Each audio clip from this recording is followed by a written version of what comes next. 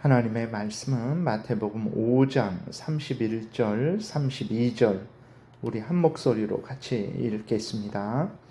또 일렀으되 누구든지 아내를 버리려거든 이혼 증서를 줄 것이라 하였으나 나는 너희에게 이르노니 누구든지 음행한 이유 없이 아내를 버리면 이는 그로 간음하게 하며 또 누구든지 버림받은 여자에게 장가드는 자도 간음함이니라.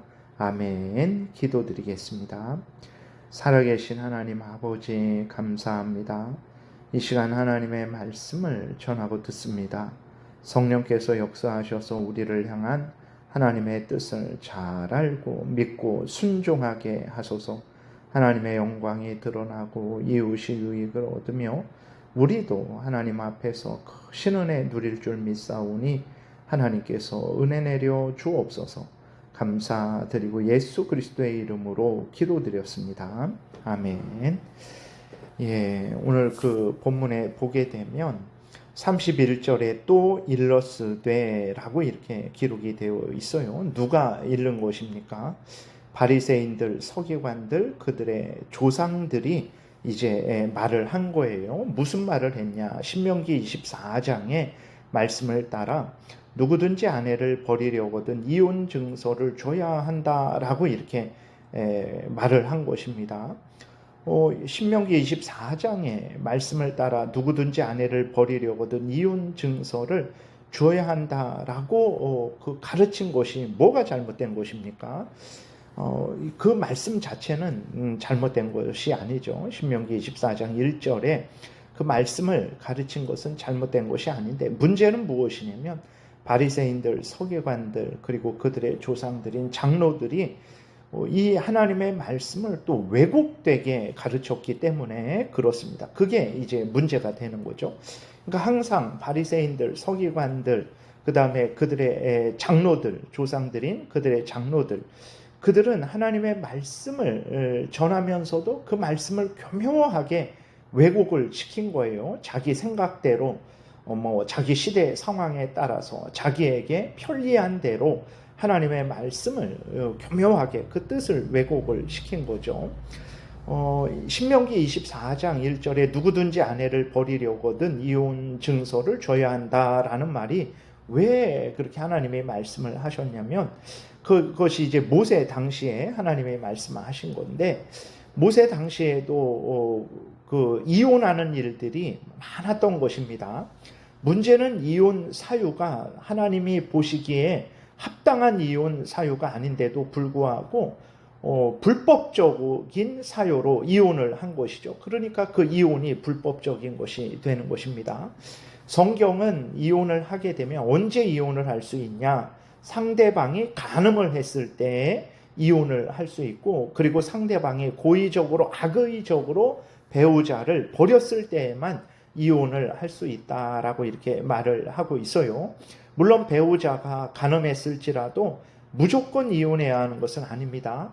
용서하고 같이 살 수도 있는 것이고 그리고 또 이혼한 배우자가 중심으로 회개하고 다시 돌이켜서 용서를 빌고 다시 살기를 바란다면 이혼할 수 없는 거죠. 같이 살아야 돼요.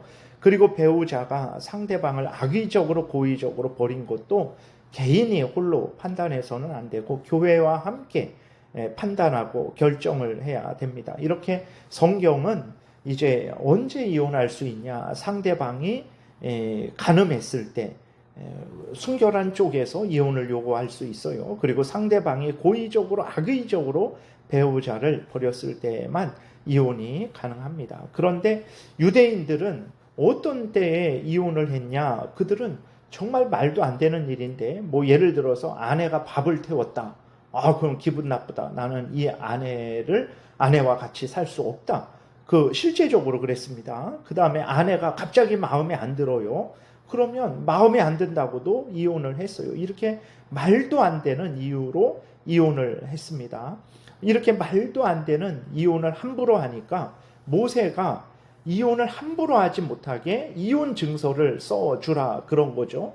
이혼 증서를 써주면 그것이 예를 들어서 무슨 사유로 이혼을 해서 이 여자를 내보낸다 라고 그것을 쓰잖아요. 그러면 거기에 간음도 아니고 이제 고의적이고 악의적으로 결혼 언약을 깨트린 것도 아니고 그냥 뭐 밥을 못해서 그렇다, 갑자기 뭐 마음에 안 들어서 그렇다, 뭐 소리를 크게 내서 그렇다, 이런 엉뚱한 이유를 쓰게 되니까 자기가 잘못하는 것을 알게 되는 거죠. 그래서 그러한 불법적인 이혼을 못하게 막으려고 하나님께서 이제 이혼을 하게 되면 이혼 증서를 써야 된다라고 그렇게 말씀을 하신 것이고, 그 다음에 또 하나는 이제 버림받은 그 여자가 사람들이 생각할 거 아니에요. 저 여자가 무슨 죄를 졌나? 간음의 죄를 졌나? 이렇게 생각할 텐데 그러지 않죠. 그 이혼 증서에 뭐 예를 들어서 밥을 태웠다, 뭐 목소리가 크다, 이런 게 나오니까 다른 사람들도 저 여자가 이제 큰 범죄를 저지르지 않았구나라는 것을 이제 알게 되는 거죠. 그래서 그 여자를 보호할 수 있는 거예요. 이렇게 이제 신명기 24장의 말씀은 불법적인 이혼을 막기 위해서 모세가 이제 이혼 증서를 써주라라고 이렇게 명령을 한 건데, 바리새인들, 서기관들, 그리고 그들의 장로들은 이혼 증서를 쓰면 마음대로 이혼을 할 수 있다라고 잘못되게 가르친 거예요. 하나님은 불법적인 이혼을 하지 말라라고 말씀을 하신 건데 이혼 증서만 써주면 괜찮다라고 가르친 것입니다. 그러니까 바리새인들, 서기관들, 그리고 그들의 조상들이 아주 하나님의 말씀을 왜곡되게 행한 거죠. 그래서 불법적인 이혼을 조장한 거예요. 그래서 오늘 본문에서 예수 그리스도는 바리새인들, 서기관들, 이들의 장로들이 하나님의 말씀을 왜곡되게 가르쳤다라는 것을 드러내시고, 성경이 말하지 않는 이혼 사유로 이혼하는 것은 불법적인 것을 선언하신 것입니다. 그리고 모세가 말한 그 이혼 증서를 써주라는 의미가 무슨 의미인지를 밝히 드러내신 거죠. 그리고 문제는 또 무엇이냐면 불법적으로 이혼한 후에 어떻게 살아야 되는지를 예수님이 말씀해 주시는데, 불법적인 이유로 이혼을 했으면 그것은 하나님에게는 이혼이 아닙니다. 그러니까 사람들은 법원에서 이혼 증서를 이제 써서 판결을 받고 이혼이 됐다 생각할지라도 하나님에게는 불법적인 사유이기 때문에 이혼이 성립되지 않습니다. 그러면 불법적인 이혼을 한 사람들은 어떻게 해야 될까요? 그것은 참된 이혼이 아니기 때문에 자기들은 뭐 이제 서로 갈라섰다고 하지만 하나님 앞에서는 갈라선 게 아니에요. 결혼 관계가 끊어진 것이 아닙니다. 그러므로 불법적인 이혼을 한 사람들은 다시 합쳐야 됩니다. 다시 합쳐야 돼요. 그러나 다시 합치지 않는다면 재혼하지 말고 그대로 살아야 됩니다. 왜냐하면 불법적인 이혼은 결혼 관계가 끊어진 것이 아니죠. 근데 그 결혼 관계가 끊어지지 않은 상태, 지금 남편이 있고 아내가 있는 상태예요. 근데 지금 남편이 있고 아내가 있는 상태에서 다른 여자랑 재혼을 한다, 다른 남자랑 재혼을 한다. 그러면 아내가 있고 남편이 있는데 다른 여자랑 다른 남자랑 재혼을 또 하게 되면 그것은 간음한 것이 되는 거거든요. 예수 그리스도께서 이것을 말씀을 하시는 거예요.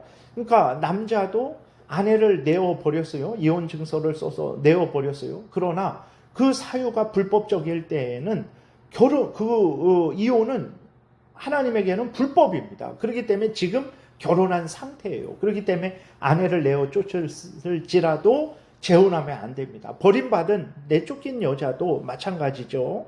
지금 아내가 있는 상태, 남편이 있는 상태죠. 그렇기 때문에 내쫓긴 그 여자도 다른 남자와 재혼할 수 없는 것입니다. 재혼하게 되면 그것이 간음하게 되는 거죠. 오늘날도 마찬가지입니다. 오늘날도 성경이 말하는 이혼 사유가 아닌 그러한 불법적인 사유로 무수하게 이혼을 해요. 그리고 또 무수하게 재혼을 합니다. 이는 오늘 본문에 비추어 보면 심각한 죄이고 심각한 간음이죠. 성경이 말하는 이혼 사유가 아닌 것으로 이혼했다면 그것은 불법적인 이혼입니다. 결혼 관계가 아직 남아있는 거예요. 그래서 불법적인 이혼을 한 사람들은 다시 합쳐야 됩니다. 다시 원래 결혼 상을 회복해야 돼요. 그러나 회복 그렇게 될 수 없다면 재혼하지 말아야 됩니다. 재혼하게 되면 그것은 가늠한 것이 되는 거예요. 결혼한 상태가 하나님에게는 깨어지지 않았기 때문에 그러한 상태에서 재혼을 하게 되면 가늠한 것이 됩니다. 법원은 괜찮다라고 판결을 하겠지만 하나님은 불법이다, 가늠이다라고 이렇게 판결을 한다라는 것을 우리가 항상 기억을 해야 되는 거예요. 그러나 모세 당시에도 그렇고 예수님 당시에도 그렇고 오늘 우리 시대에도 그렇고 자기 마음대로 이혼하고 자기 마음대로 재혼하는 일이 허다한데 이는 큰 범죄라는 것을 우리가 기억해야 됩니다. 그래서 불법적인 이혼을 하고 불법적인 재혼을 했으면 하나님께 정말 중심으로 회개해야 되는 것입니다. 오늘날 우리 교단에서도 그래요. 불법적인 이혼을 하고 불법적인 재혼을 했을 때는 교회에서 직분자가 될 수 없습니다. 그것은 헌법에 분명하게 기록되어 있어요. 그래서 디모데전서 3장에서 자기 가정을 돌보지도 못하는 사람이 어떻게 목사가 될 수 있는가? 그래서 좀 엄격한 데에서는 이혼한 사람, 만약에 목사가 이혼을 하면 그 목사직을 더 이상 못하게 합니다. 그리고 또 다른 곳에서는 목사가 잘못해서 이혼을 했으면 그렇게 목사직을 못하게 하는데 그러지 않고 이제 그 배우자의 잘못으로 인해서 이혼을 했다면 그 부분에 대해서는 이제 그 용서를 하는 거죠. 이렇게 불법적인 이혼과 불법적인 재혼을 성경은 아주 엄격하게 금하고 있고 그것이 헌법에도 들어와 있어서 불법적인 이혼과 불법적인 재혼을 한 사람은 교회의 직분자가 될 수 없다라고 아주 명백하게 기록이 되어 있어요. 오늘날 정말 이러한 하나님의 말씀, 교회법을 따르지 않는 일이 너무나 횡행하고 있는데 우리 그리스도인들이 다시 한번 성경대로 믿고 따르는 삶을 회복해야 되는 거예요. 그래서 결혼을 소중히 여기고 그러니까 결혼하기 전부터 올바로 성경대로 만나서 성경대로 결혼하고 성경대로 결혼 생활을 해야 된다라는 것을 우리가 명심해야 되겠습니다. 그래야 하나님이 기뻐하시고 결혼이 복되게 되는 것이고 또 하나님의 영광을 드러내는 것이고 다른 사람에게도 유익을 주는 것이죠. 우리들이 항상 성경대로 결혼하고 성경대로 또 우리가 모든 결혼 생활을 하는 그러한 사람이 되어야 되겠죠. 재혼도 성경대로 행해야 됩니다. 이혼을 하지 말아야 되죠. 그러나 어찌할 수 없는 사유로 이혼은 정말 성경이 말하는 그 사유 외에 배우자가 간음을 했을 때 그리고 악의적으로 고의적으로 상대방을 버렸을 때 그것도 혼자 결정해서는 안 되는 거죠. 교회와 함께 결정을 해야 되는 것입니다. 이렇게 성경대로 믿고 따르는 우리가 돼야 되겠습니다. 기도드리겠습니다. 살아계신 하나님 아버지 감사합니다. 성경은 분명하게 어떻게 결혼해야 되고 어떻게 결혼 생활해야 되고 어떻게 언제 이혼해야 되고 또 어떻게 재혼해야 되는지를 명확하게 우리에게 알려주고 있는데 우리가 다 내 마음을 따라서 창세기 6장에 기록된 대로 사람들의 아름다움을 보고 결혼하고 또 이혼하고 또 재혼하는 잘못을 범하지 않게 도우소서.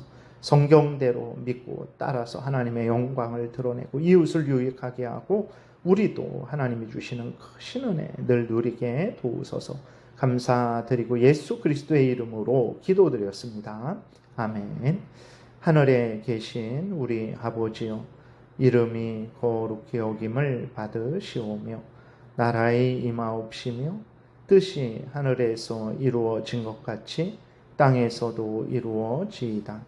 오늘날 우리에게 일용할 양식을 주옵시고 우리가 우리에게 죄 지은 자를 사하여 준 것 같이 우리의 죄를 사하여 주옵시고 우리를 시험에 들게 하지 마옵시고 다만 악에서 구하옵소서.